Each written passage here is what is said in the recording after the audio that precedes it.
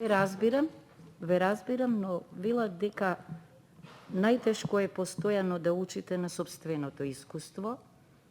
Добро е да учите на тугите искуства. Не мора секогаш ние да велиме, дури слушав овде, да му дадеме шанса на законот, не баре е човек, па да му дадеме шанса да ги покаже резултатите, добри или лоши. Добро е, оти тоа е креирање на политика, кога барате најлогични, најлесни патишта со најмалку трошоци, со најмалку повреди на човекови права, за да стигнете до посакуваната цел. Мислев дека е добро, значи во од, иако зборуваме, како што убаво објаснивте, за укажувањето, да фрлиме поглед и на можните повреди на укажувањето или на можните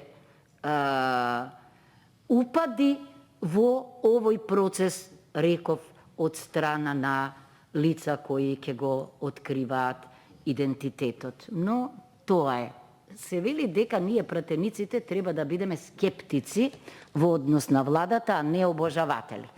Меѓутоа, она што мене ме шокира најчесто на седниците на комисиите и на парламентот е кога пратеници зборуваат вака: ние, мнозинството, ние креиравме. Не баре се продолжена рака на владата. Која е тогаш суштината на поделбата на власта, ако ние само идолатриски се однесуваме код предлозите на владата, затоа што некој претходно веќе се договорил дека како такви треба да се изгласуваат. Тогаш нема делиберативна функција.